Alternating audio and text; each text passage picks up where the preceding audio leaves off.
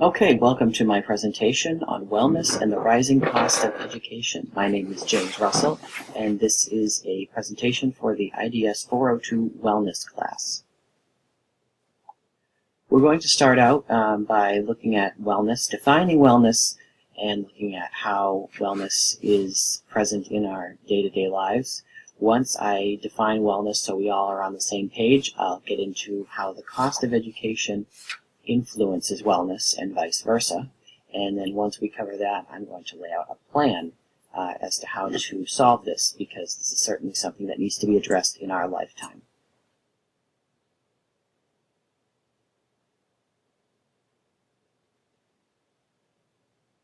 So let's start with the introduction. So what is wellness? Wellness is different than physical health. It is more holistic and involves a lot more than physical health, although the two are sometimes used interchangeably. After my research, I have defined wellness as the ability to achieve physical well-being while achieving one's full potential, establishing meaningful social relationships, and finding fulfillment in life.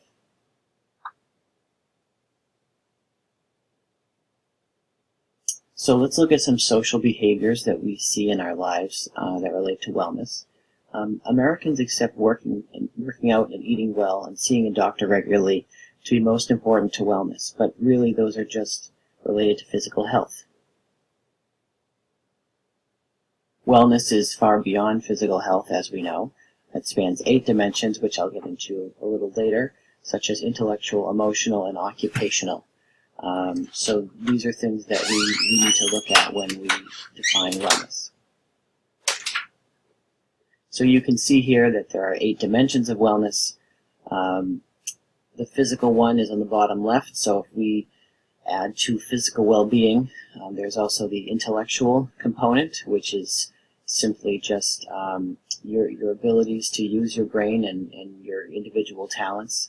The environmental wellness is a combination of both the physical environment in which you exist and also how you treat it, and also, I would add that it's also your kind of your family, your neighborhood, your demographics, stuff like that, the environment that you're in on a smaller scale, because that doesn't impact the course of your life.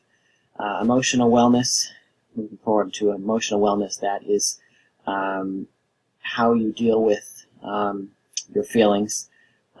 You can relate it to physical wellness because an emotion is simply just a chemical reaction in your brain, but there are other factors that contribute to that as far as thinking and coping with emotions and your ability to do that effectively.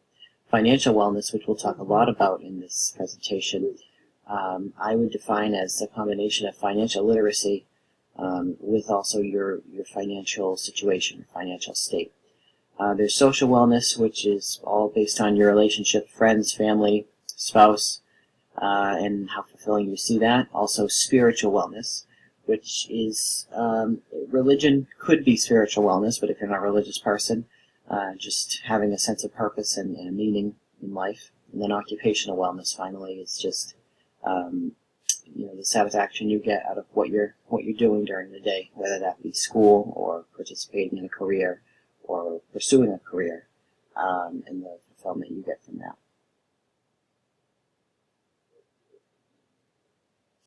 So my topic that I thought was most important for the wellness course was looking at the factors that support or challenge wellness. In the United States, there is a high rates of obesity, teen pregnancy, risky behavior, violence, and poverty that are the main contributors. People have studied the main contributors that have been challenging wellness in the United States. But there are a lot of factors that are counteracting that, such as social welfare and progressive action, as well as wellness initiatives. For example, in New York City, there are higher life expectancies due to some public policies, and in Philadelphia, the Healthy Corner Store Initiative was put forth to promote better eating habits in stores. And historically, we've seen that progressive action has gotten results. I'm reminded of the Industrial Revolution and the labor laws that came after that. We don't have child labor anymore, or 15-hour work days normally. So these are both factors that challenge and support wellness are very important before you can start to pursue a wellness.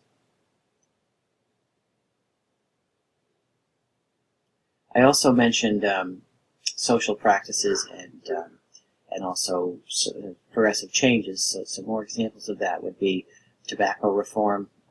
People now know a lot more about tobacco than they did 100 years ago, and tobacco, the sale of it in the market for it's a lot different as a result.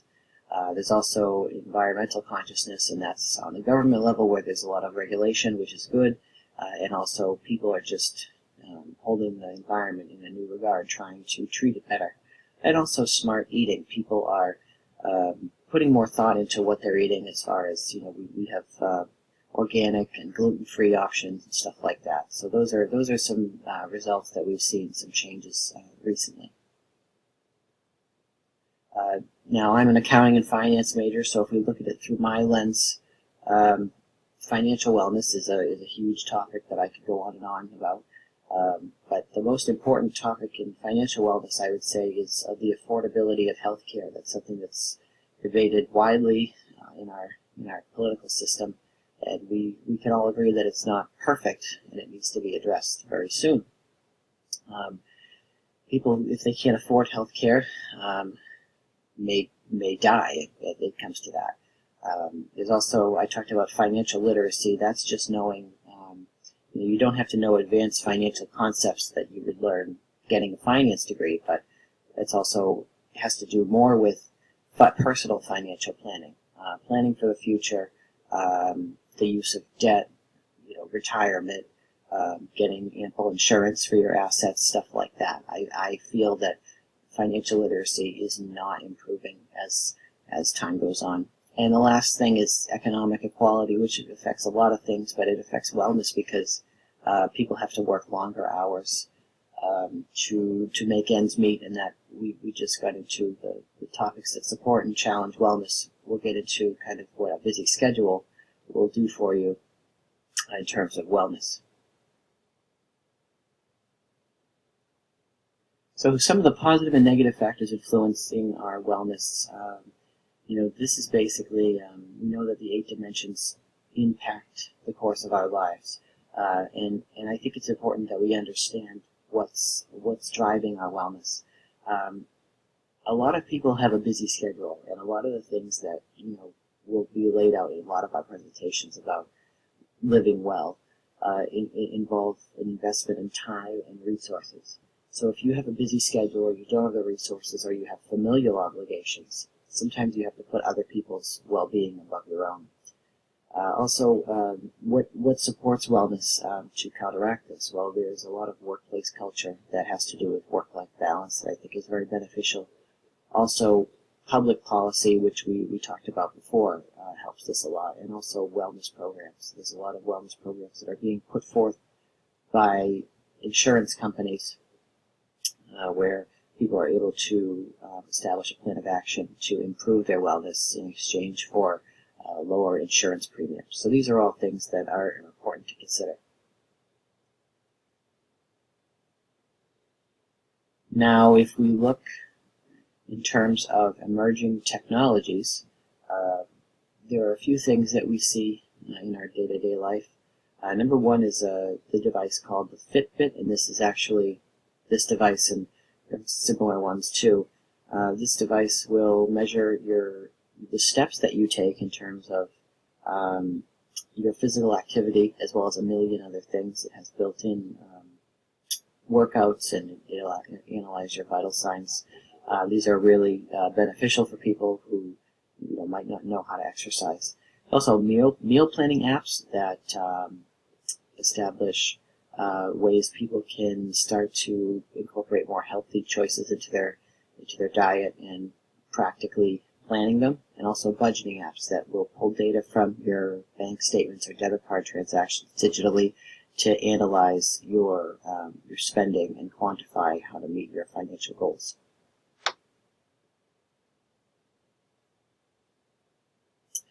Know that school is expensive as college students. So the specific problems that I'm addressing here are, number one, the cost, number two, the mounting student loan debt that is resulting from the cost, and number three, people foregoing college. College tuition used to be low when graduates would enter low-paying careers, but as earning potential grew, so did the cost of education. And crippling student loan debt is stunting the financial growth of young people. And those who can't afford college, even with loans, miss out on opportunities to achieve their dreams, such as buying. The target population of this issue, it really spans all ages. You have prospective students, you have parents, you have current students, and then recent graduates. So, like I said, it's everyone of all ages.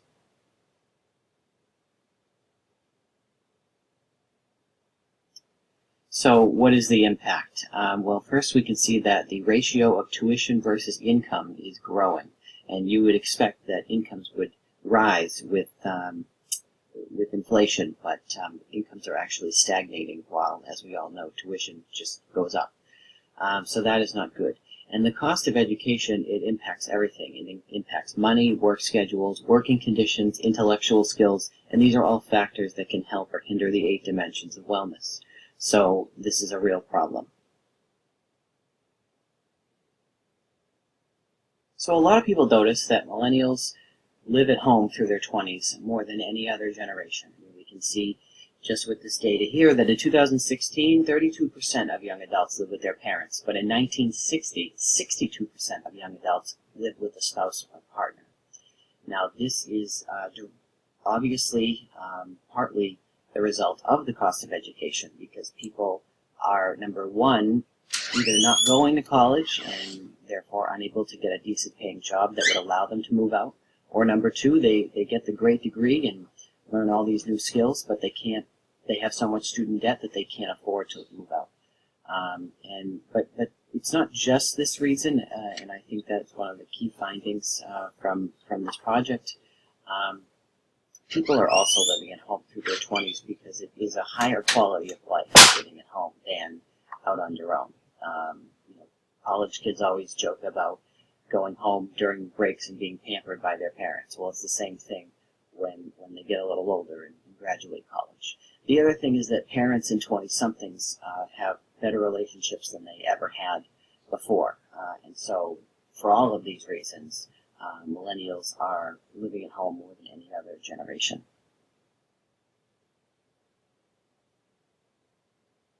So what is my prediction? I predict that, number one, incomes are not going to rise like they have historically. Number two, kids are going to continue to stay at home, and if they do move out, they're not going to be buying houses. They're going to be buying apartments. So we're going to see home ownership slump, and that, we all know, has a poor impact on the economy. Poverty and underemployment will not stabilize. They will not decrease because people are not able to better themselves. I also predict that there'll be more work-related illnesses due to poor working conditions associated with lower-level jobs that people get when they can't get a degree. And lastly, I think more long-term, we're going to see problems with elder poverty when my generation, the millennials, reaches retirement age, because people will not be able to save for retirement throughout their lives due to these huge student loans and lower incomes. So now we'll get into my plan for addressing this issue.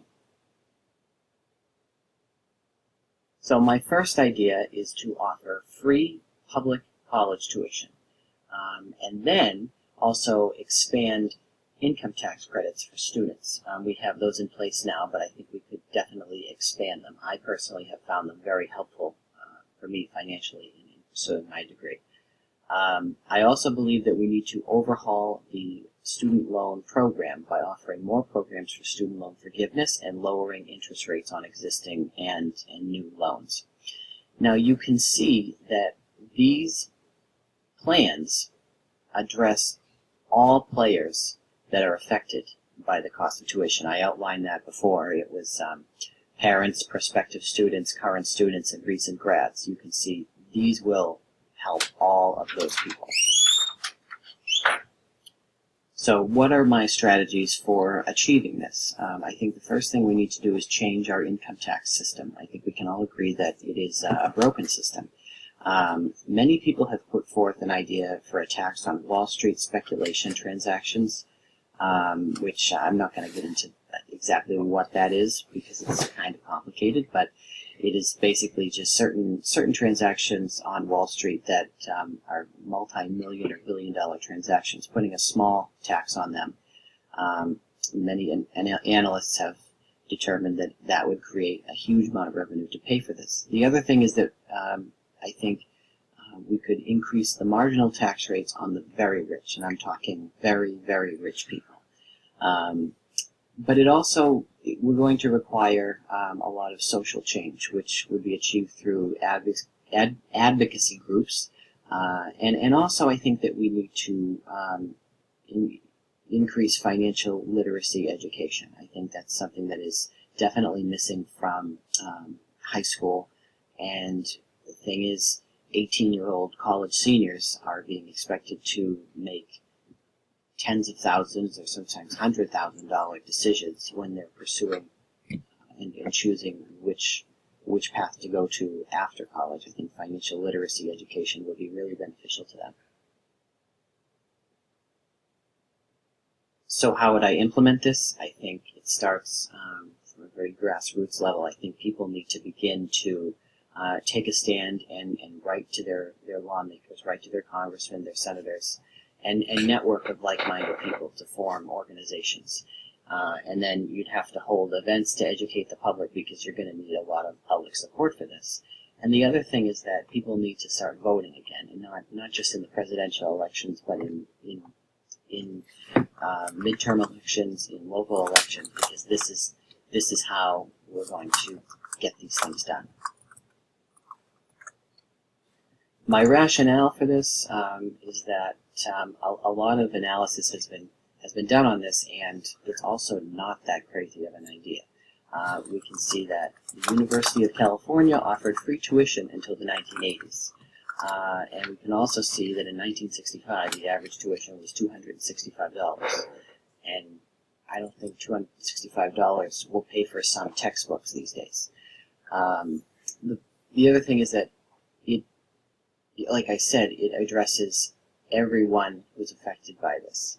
And it's not just for people beginning college. It's going to address people that are dealing with the problems now. The other thing is that the taxes that I put forward on speculation transactions would be less than 1%. It's not like we're going to put a huge tax burden on people. So for these reasons, I believe that we can turn this around and create enough revenue to give back to the American people so that we can start to get educated again and start to get incomes rising again. So I'd like to thank you for watching, and have a great day.